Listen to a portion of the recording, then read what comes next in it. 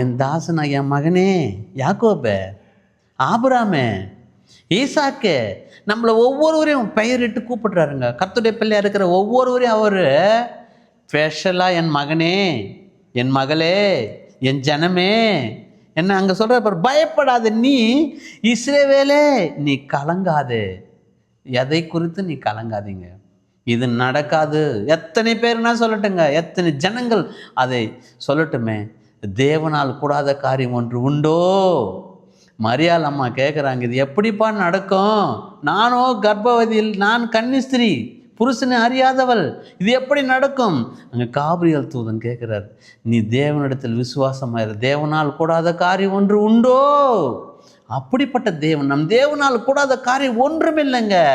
இன்றைக்கு உங்களுக்காக இறங்கி வருகிற ஆண்டவர், நீ மகிழ்ந்து களி கூறு, ரெட்டிப்பான நன்மையை தருவேன்னு சொல்கிறார் ஆண்டவர்.